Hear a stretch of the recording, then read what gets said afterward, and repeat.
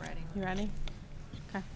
All right, let's call to order our November 8th Beechwood Board of Education meeting. Lori, would you like to do roll call? Sure. Mrs. Berger? Here. Dr. Savignano? Here. Mrs. Slate? Here. Ms. Stricker? Here. Mrs. Sullivan? Here. Do we have any public comment? Nope. Okay. All right, go into our discussion and action agenda. Take a motion to approve the finding from the LPC to the current district facility plan. I will make the motion to approve the local planning committee's findings. I'll second. Second. Okay, just to make sure that everybody's on the same page, that took off, the prior DFP had a bus garage listed as a future need that has never developed, so we took off the parking to be able to move forward with the current plan, and our bus garage, not parking, bus garage. That's about as complex as it was. And the reason is, once you establish something from the committee, right, from the long-range planning committee, and put it on the DFP and take board action, then you've got to formally go back and repeat that process to remove anything, because that becomes a legal document. So all you were doing is saying that your intent and some of the needs that you currently have changed. So you went back and removed something that hasn't developed into a need, and take that off. That way the new LPC can move forward with current plans. And that was the old, like how many years ago was that? We did that in my second year.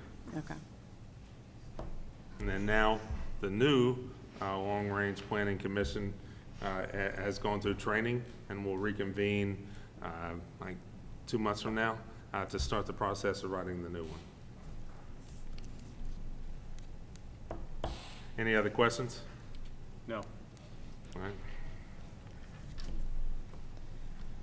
No other questions? Everybody's good? Okay. Ready, Lori? Mrs. Berger? Yes. Dr. Savignano? Yes. Mrs. Slate? Yes. Ms. Stricker? Yes. Mrs. Sullivan? Yes. Okay, motion carries. On to our consent agenda. Take a motion to approve the consent agenda as it stands. I'll move to approve the consent agenda. Second. Does anybody have any questions on any of those items that? The only thing I like to point out is when we mess up. Officially, no, I'm sorry, this isn't a mess up. The DC trip is for next year. That's Yeah. not the one this year, so my apologies. Pay application, just as a reminder, because you have a construction manager, not a general contractor, you'll see a different phase every month come to you. And then the KETS offer to assistance, I mean, that's never very much money, but you have to approve the spending model for that. I think it's like $12,000. And we will use all of that at a one-time expense, and that'll go for the replenish of the one-to-one. Okay. Any other questions about any consent item? What is the KETS offer of assistance?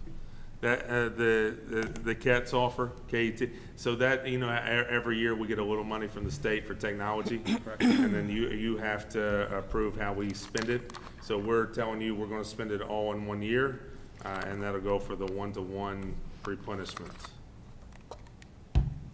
And that's just a per pupil amount given by the state every year. It's a pretty small amount. I think it was $11,000.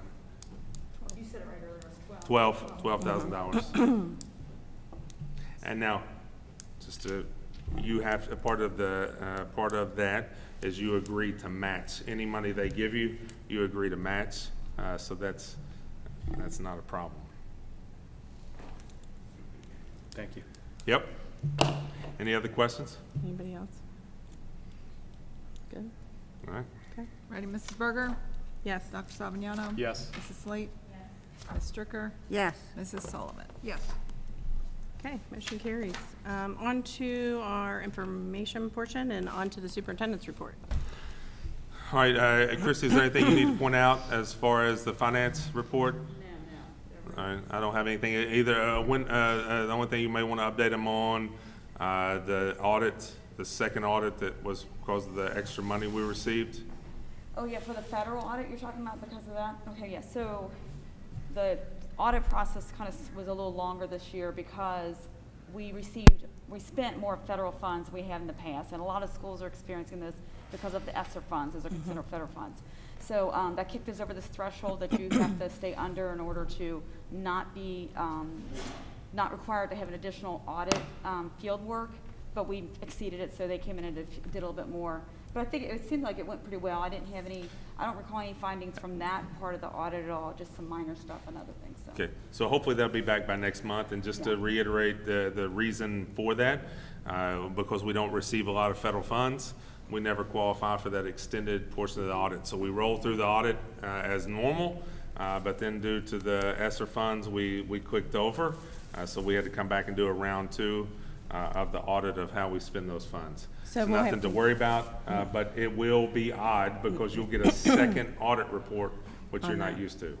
And then that'll happen again next year. That'll happen again next year because maybe for the next 2 years, based on that money. Yeah, maybe. Okay. However, we'll know it ahead of time and be able to do all that at one time. Okay, Probably thank you. it probably hasn't happened here since 07, 08 with the EduJobs money from the Obama stimulus package. So that's all we had on financial. So again, as far as coming back every month and doing some kind of presentation, last month was high school data. So elementary is here tonight to give us their data presentation.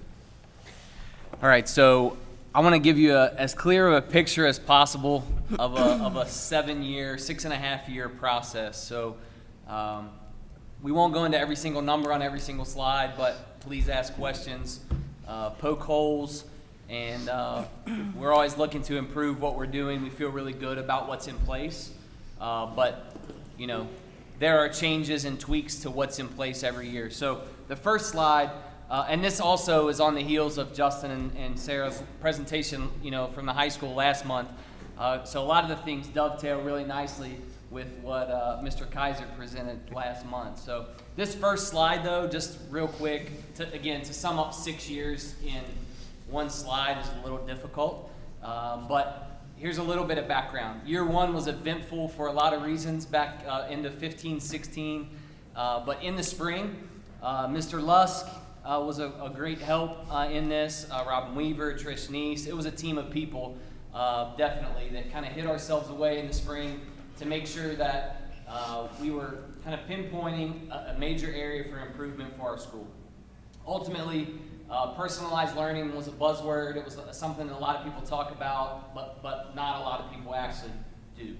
And so we wanted to actually do what we were saying. And so this pyramid was kind of put together. It's in our handbooks. This is 4 or 5 years old, but it's kind of a representation of the fact that every kid at every level needs support. It just looks different. So on the left side, it's a little difficult to see, but tier 3, tier 2, and then in the middle, tier 1, and then on the right side, you also have a tier 2 and a tier 3. So on the right side, basically, what you have are your gifted and talented students, your accelerated classes, students who are excelling in one way or another. We want to make sure that it's clear, because we have a lot of those students here, that those kids also need support. It just looks different. On the left side, in those percentiles, which you can't see very clearly, just kind of represent, we used to use STAR, our universal assessment. Now we use MAP, which I'll get into in just a few slides, but those percentiles, basically if a student is consistently scoring the 0 to 10 percentile, and there are a few, those are our tier 3 students on the far left, and typically you have kids with IEPs, you'll have kids with heavy intervention plans, pull-out services, push-in services, a combination of a lot of things. Tier 2, those kids are 11th to 24th percentile and are receiving additional supports to get back on track. Tier 1, the huge chunk, the 25th to 75th percentile, where a majority of students fall. Still, again, there are bullet points there because there are things that we want all students to be receiving. Tier 2, to the right, kind of the other side of the spectrum, kids that are accelerated, like I said, in various, subject areas or content, and then the gifted and talented, the GSSPs, the different things that our gifted and talented coordinator provides for those kids. So we wanted to make sure that every kid was growing every day, regardless of what side of the pyramid they may be on. So now we're going to get in, quickly to some specific data. And again, not to go through every number on every slide, but this is K-Prep from May of 2021. Obviously, this most recent school year results. On the left are the novice, then apprentice, proficient, distinguished.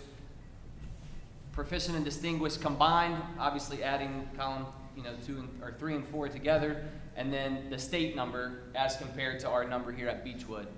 So third grade reading, which would be, kind of the for lack of a better way to say it, that's a low percentage for us. And 55% proficient and distinguished in third grade reading.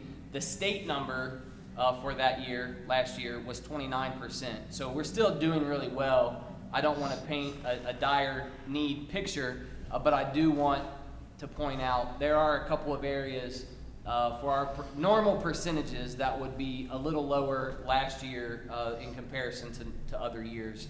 And I think there are reasons that make that pretty obvious.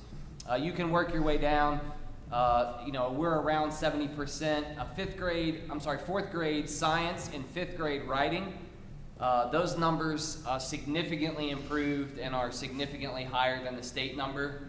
But those tests, fair to say, were all over the map and not super reliable. But those are some numbers from K-Prep.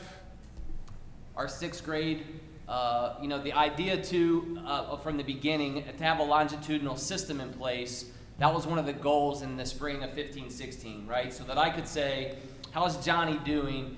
Not today, like one day, one test, like K-Prep would represent, right? But how is Johnny doing longitudinally over the course of a period of time? So kids that would be on sixth grade in this chart, or maybe even 7th, 8th, 9th graders over in the high school on their information presented last month, those kids have a data system and have had a data system that's taken a lot of work and a lot of effort for, as I said, 5.5, 6 years to be put in place. And it's not just about K-Prep. It's not just about what was STAR and is now MAP. Many other factors kind of go into that system, and I'll show you a slide later on that as well. Sixth grade math scores and sixth grade reading scores, though, excellent. That's what you want to see. One of the difficult things, if you know data, right, and growth, it's sometimes really the most difficult to grow kids that are already high. So one of the conversations that we have over and over again, if the state number is, 40%, 45% of kids show up kindergarten ready according to Bergantz, Beechwood's number may be 75, 80% of kindergarten ready, at the Bergantz measurement. But we still want those kids to grow. We still want those kids to progress and be better tomorrow than they were today. So I'm going to keep going. The K-Prep comparison, and this is a weird, it's just a weird comparison, so don't read too much into it. But third grade reading numbers, we would typically be in the 70s, suffice it to say. 50s is, like I said. This is us against ourselves. Against ourselves Yeah. only. Correct. Good point. A lot of the numbers are very similar. From spring of 19, 20 was not there because we weren't here. But the 21 number is not too different in many areas, and we grew actually in a couple of these, but they're apples to oranges also. It's not the same group of kids, don't forget. So the number from PD percentage of sixth grade math, 66 and 19, those kids would now be in eighth grade, right? So it's hard to, just as a school, how are we doing systematically is more what we would be gaining from this comparison, not what we're doing for individual kids. Does that make sense? Yes. I can pause, throw questions, interrupt, feel free to interrupt. I'm used to it as a teacher for 10 years. You're good. All right, we're going to keep We'll going. go back at the end. MAP, this is from 2020. First time that we have ever taken MAP. So I would say another piece, as we switched from STAR to MAP, there are a lot of pieces with STAR that teachers were comfortable with in knowing the reports and reading the reports to parents. Last year, given what it was, there are some professional developments that have already happened. I think Justin or Sarah mentioned those last month. NWEA, who owns MAP, has already come. We've had the co-op come to help as well. Teachers will be much more comfortable with that one piece of the longitudinal data system by the end of this school year. But again, that is just one piece. So MAP in 2020, this was the first time the kids had ever taken it at Beechwood. Well, 9 years ago, I think they used MAP. That was before my time. At the bottom, you can see those numbers. By kindergarten reading, for example, the 3 columns added together where you have average, high average, or high, 92% of kids in kindergarten.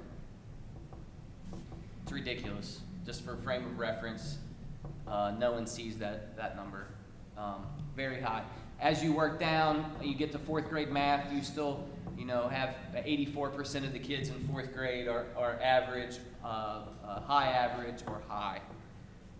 But again, back to that pyramid at the beginning, no matter which color category they fall in, we take pride in the fact that kids are getting what they need.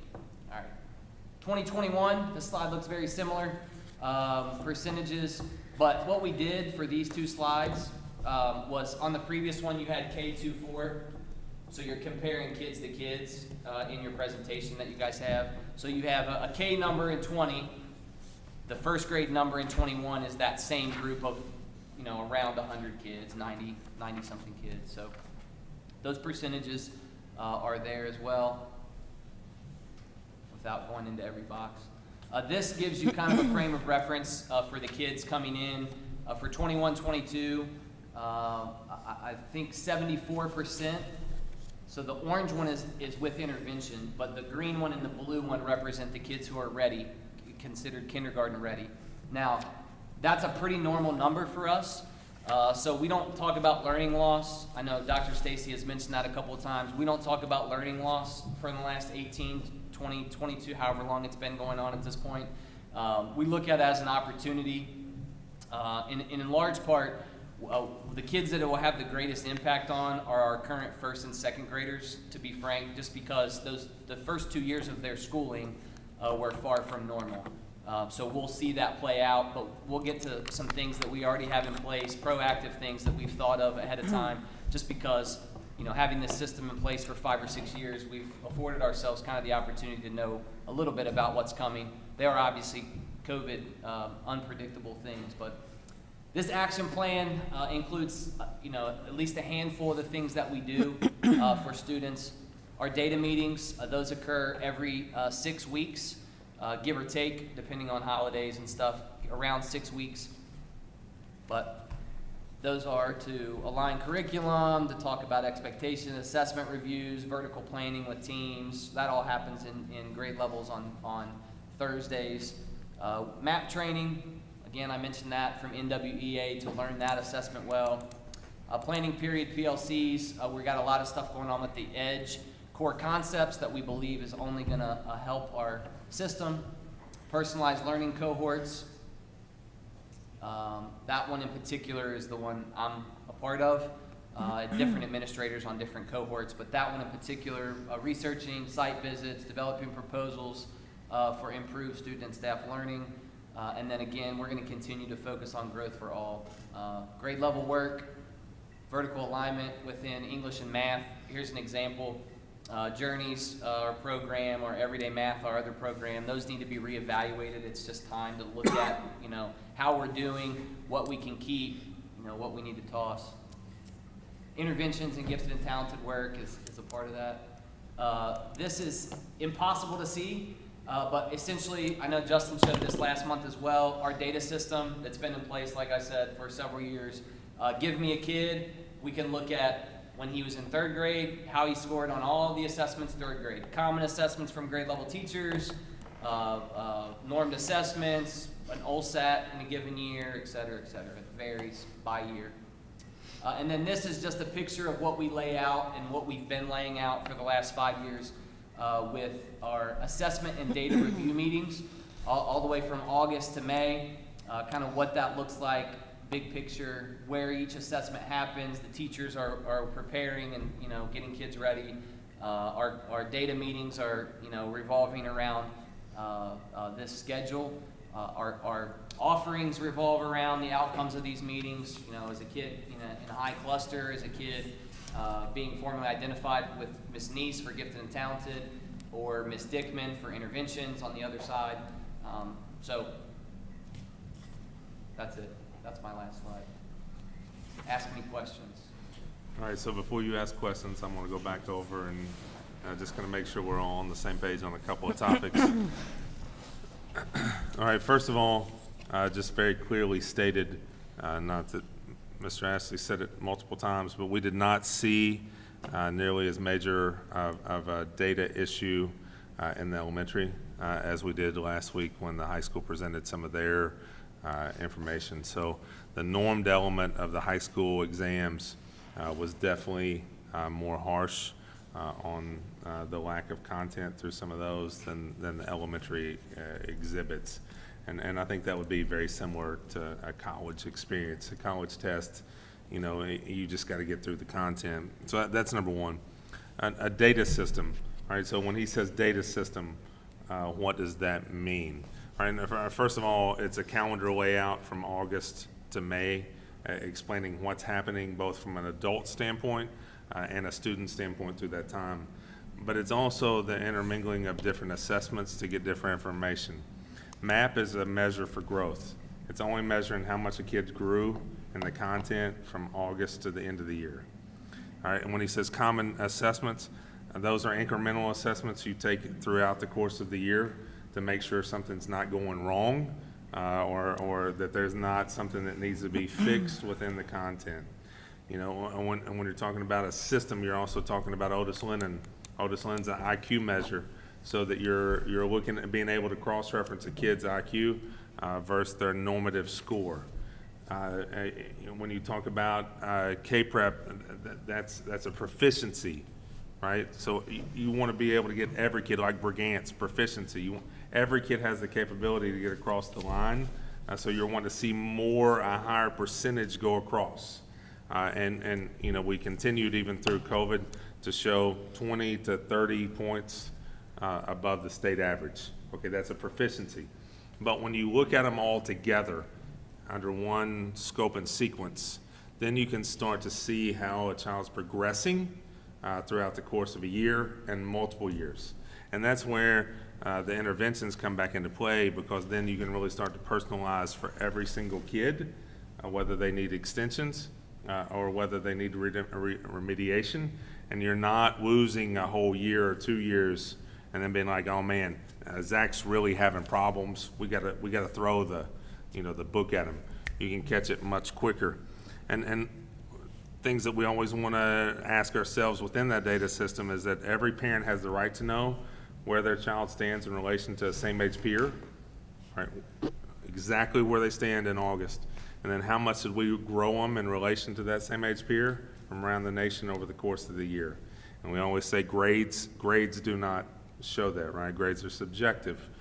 The data system shows the parent at the end of the year in their meeting whether or not the kid has grown in relation to a like peer in Massachusetts or California. And that's why it's really one of many reasons it's really valuable to us.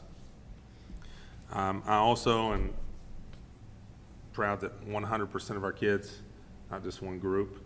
I mean, I have been in systems before where only a group is coming off and receiving personalized time, either on one side or the other. I am proud that 100% of our students have personalized aspects of the day, depending on their data. And then finally, I just want to, for the board, which is one of your questions, none of our students from my interpretation of the data, there is no major crises anywhere, K through 12, for us on our data. So the high school come back in, okay, ACT was a little low. High school come back in, did a 4-week unit at the beginning of school. All the seniors retook, they went up well over a point in just 4 weeks. So there's no crisis for us from an academic standpoint based on what our data's showing us.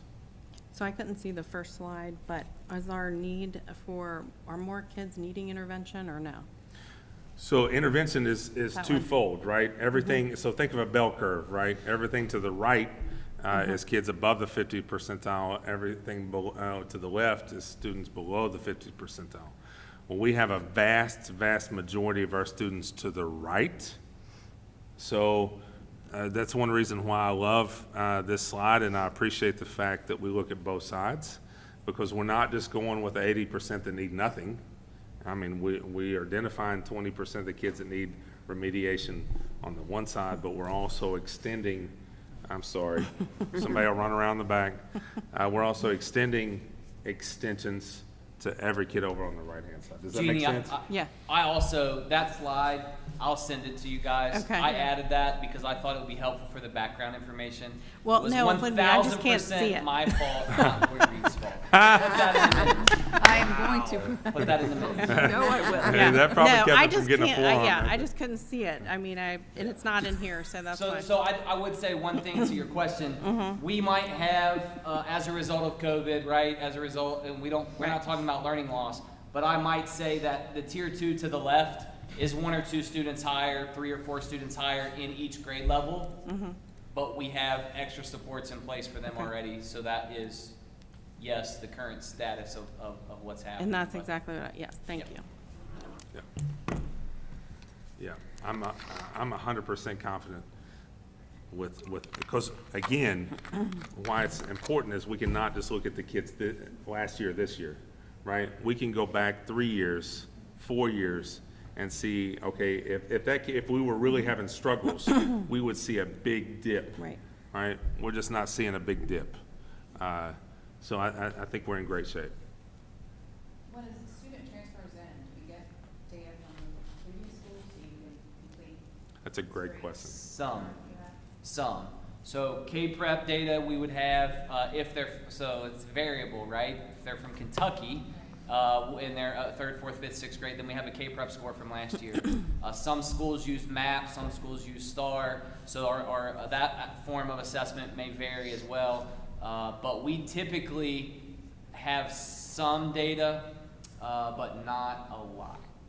And that's one reason you weren't on the board then. But that's one reason why we had that induction packet put together. Because when you come in from a different place, you're going to get hit with a lot of things that you may not be used to. So just to try to explain why we're going to go back and give some of these assessments to get a baseline, that helps a parent to be able to understand that. I just think that'd be an easy way to fall through the cracks if you come in November, you miss one of the groups. I would also add to that, we get a lot of information from our file holders, no matter where they came from. So if they're already all the way to the left or all the way to the right, we would receive more information for those kids because they've been identified. Yep. 2 questions. The pie chart for readiness, is there any data that shows students who went to a pre-K or a Goddard or Montessori school versus the ones that just come straight into kindergarten? Is there any variation to those numbers? The quick answer is yes, there's a variation. We have a prior settings tab and it's not shown, it's not represented in this pie chart. But to answer your question, I guess, like if I'm saying 74% are kindergarten ready, I would say of that 74%, off the top of my head, 85% of them or more, 85 to 90% of them had something before Prior kindergarten. to. The one thing I can tell you that is definite is the number between entry to the end of kindergarten is much better than it was when we had half-day K. Okay. Because that's where we really saw the discrepancy. A lot of our families that could afford extended care, they went into those programs in the afternoon or in the morning. So they were getting double the amount of instruction of a lot of kids that were not. So we saw that definitely expand. We saw the difference expand over the course of kindergarten, not narrow. Okay. By adding all-day kindergarten at the end of year, like, that was a huge thing that, and you guys approved that to lessen the discrepancy that Okay. you'd be asking about. That helped a ton. Now, even, I just want to point out too, that's still ready with interventions.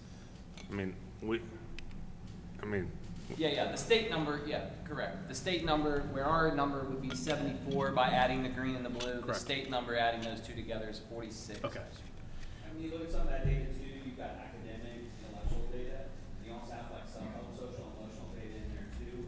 So sometimes you have a student who scored very high on the academic side, but on the self-help isn't doing quite as well. So our number of academic ready kids is actually probably a little bit higher if you parse those data ones out. And we have the process of identifying that. We do. So the second one, I mean, if it can be answered or not, I know we have a comparison for the state of Kentucky. Where do we land on a nationwide basis? I mean, has that something that we've looked into? Yeah, so that's the normed element, all right? That's going to be the map that'll show a growth over time comparison to a kid in any state. Okay. So there's over 5 million kids in that NWEA normed population. So that's what really helps us be able, Otis Lennon's normed, MAP's normed, Stanford 10. Stanford 10. is And we normed. have that right in kindergarten. Matt is a star before Matt now, right away in kindergarten. So yeah, national numbers are available 3 months into Yeah. the year. We can show you exactly where your kid stands in relation to a same age peer on growth and the content of math and reading from Stanford 10. Thanks. I got a question. How about our preschool kids, our kids who were sort of at risk? How are they tracking as far as kindergarten readiness now as compared to before? So let me try to understand the question.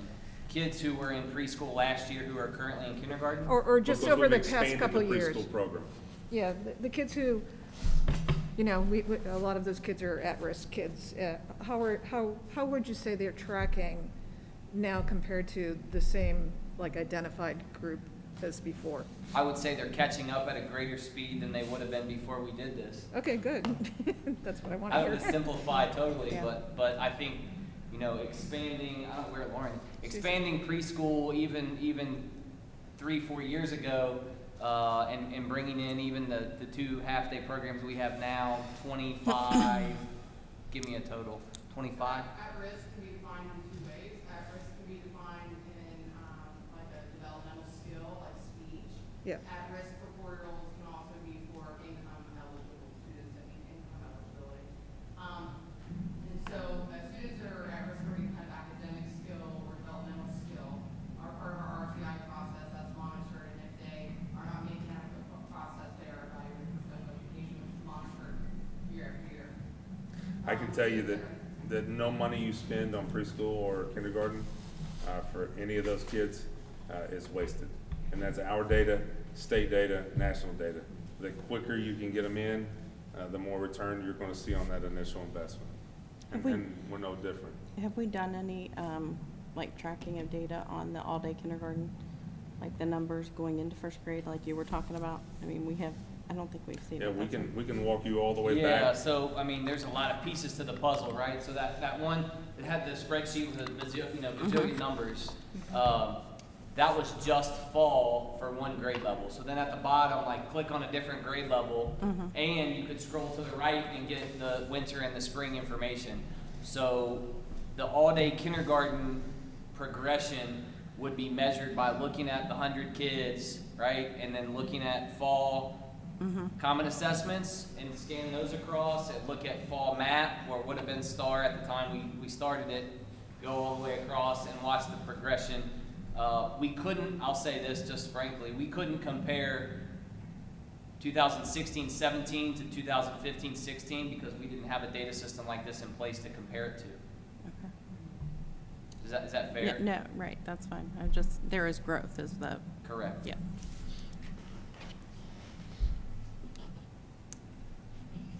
Okay.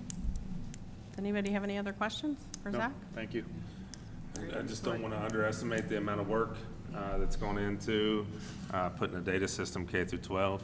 I've done it in a different system, and it took 5 years of really, really, really hard work, and it's really been no different here. This has been this is encompassing, about that same amount of time, 6 years in the elementary, 4 years in the high school, to be able to get to where we're at. So I appreciate the fact that we have that, because like I said, we're able to come back in and clearly tell you as the board and clearly tell our community that what we're experiencing, while it's been devastating in some ways, academically, we're just, we're okay. We're going to be fine and be able to catch any kid up.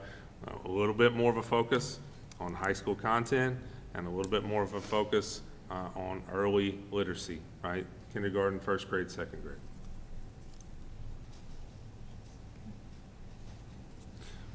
All right, and next month, who's?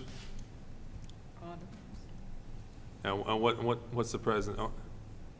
The curriculum department work that the teachers are doing, what we've been leading with the teachers, each department has a focus, so we'll come back and share that. Okay. All right. Look forward to it. Thank you for all the hard work. We appreciate it. Thank you. Thank you. Thank you.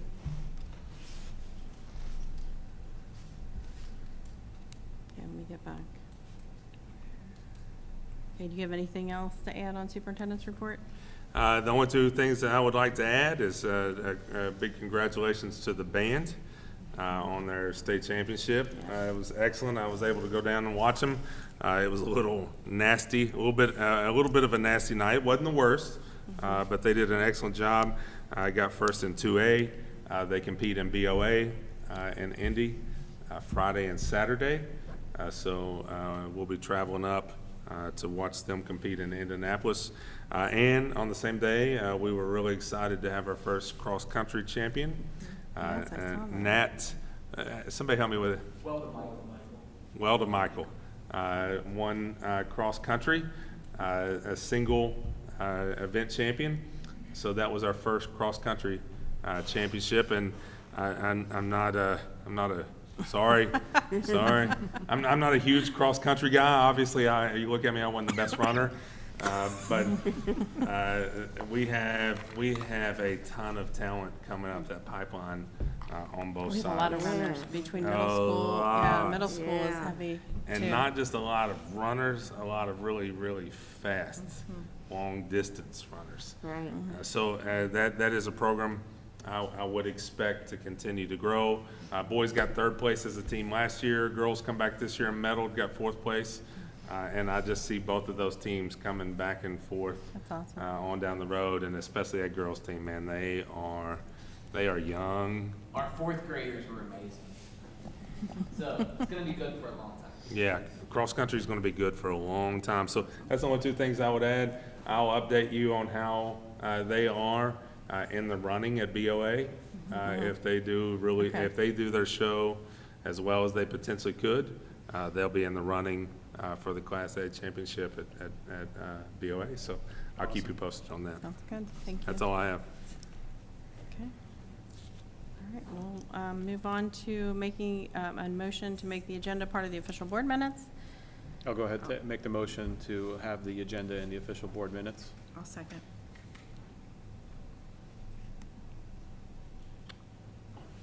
Oh, Yeah. Mrs. Parker. That's okay. I'm waiting. Dr. Savignano? Yes. Mrs. Slade? Yes. Ms. Stricker? Yes. Mrs. Sullivan? Yes. Sorry.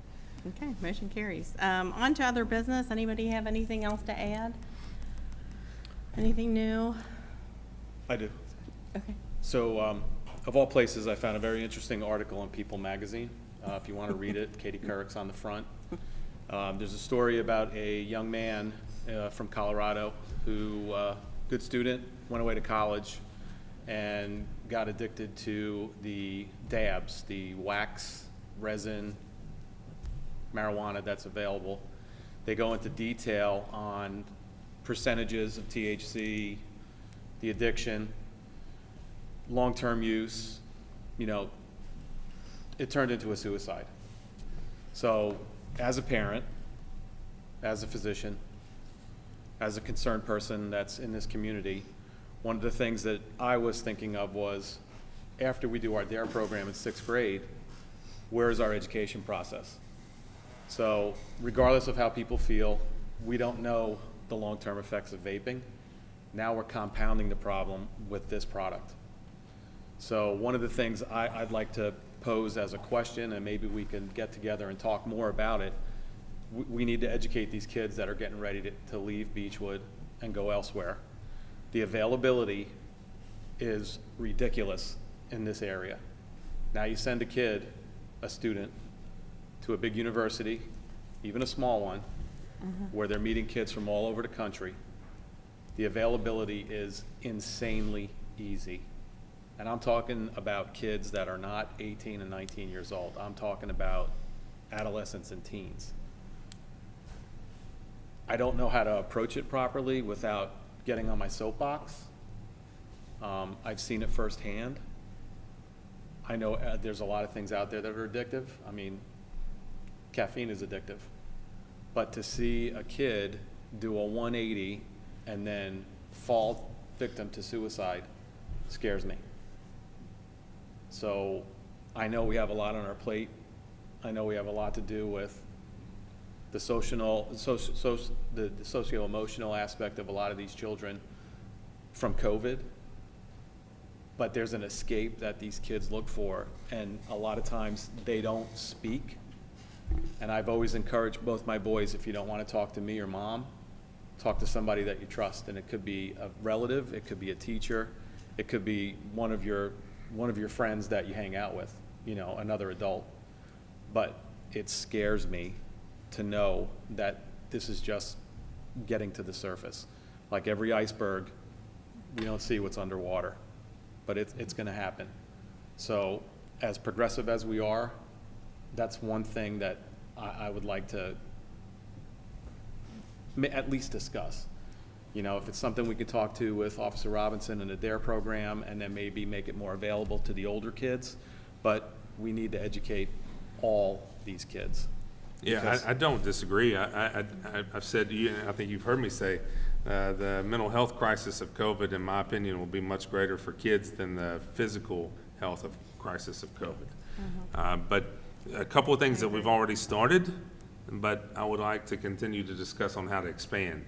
Number one, the Drug-Free Club has greatly expanded, and Tim Pangel has done an amazing job to expand that, to get it to the numbers, which at least provides multiple drug tests throughout the course of the year. So that on one side, but I think moving towards this K-12 counseling program and expanding our SEL, I apologize, guys, expanding our SEL programming to truly really try to address more at each grade level. Right. I mean, because honestly, nothing personal, but when you added in the academic piece, we didn't really have a lot of resources pushed to the high school on the emotional piece. Correct. So I think that's a great question. How can we continue to expand those services? I think we will discuss that over and over, because I'm 100% with you that that's going to be the next issue for us. You know, the scary part is you know, a lot of adults turn a blind eye, but you would be shocked at the age of some of these kids that are not only experimenting, but using. Shocked. And it scares me. It really does. So, you know, as a leader of the community, and as an institution that is a leader in the state, you know, this may be something where, you know, we could really be in the front of the problem. Yeah. You know, and I don't mean to be a downer, but I mean, it's like, and of all places, People magazine. I mean, I read every kind of medical journal that there is, and they haven't even touched things like electromagnetic radiation and 5G and all that kind of stuff. But when you read an article about a kid who we see here every day that has the world ahead of them, and then within a month of going away to college, just tanks out, and then within a couple months is gone. I couldn't live with myself. Not knowing that I could do something, even if it's small. Yeah, that's a fair statement. Thank you. Good idea. That's a good idea. I'm sure you'll follow up with. Okay. Does anybody else have anything else they'd like to add? Gotta have something. Yeah. Can't end on that. Well, on a good note, I did chili on the smoker, and I'm never doing chili again on the stove. Chili on the smoker. And it was Texas chili, no beans. On that note. It was what kind of chili? Texas chili has no beans in it. It doesn't have in it. That is correct. Okay. All right, My anybody chili else? has beans in it, Yeah. but no spaghetti. Yeah, that's a whole nother But that's topic. a whole, yeah, I was gonna say spaghetti. Okay, anybody else have anything? We're good? Second round playoffs Okay. Friday, that's it. What's the second round playoffs on Friday? Holy Yep. Cross. Yeah, Holy Cross, then. Here? then Here. At what We're here until we're Semis. not here, right? Same time? Yeah, that's right. 7:30. Same time as Yeah. always? When is the date of the state game? Third, First Friday, In Still? December. at 4 December. o'clock. 4 o'clock. The third at 4 o'clock? We know that. And also, anybody that needs hours for KSBA, that's also the same weekend, the Winter Symposium is that same Friday, that- Saturday. That Saturday would be your option, or you skip the state. And then, that's in Let me Louisville. just add too, we had a great ceremony for the Hall of Fame induction. Oh, I was yeah. wondering if we've That- had a that- board meeting since then. That went really Yeah. well. I think everybody was really pleased. And, you know, it's a great opportunity for an institution to highlight some amazing people that have come through. I think it went off really well. So I think most of you were there. It was a great night, and I had a lot of really positive comments and thank you cards, and so I appreciate you all allowing and supporting that to happen. And some of the honorees came in on Friday and met with the students in different classes, right? Yep, I think all but one were in classes on Friday. So it was a good weekend. Okay. All right, take a motion to adjourn. I'll make the motion to adjourn. Second. I was like, wait, no, I need it.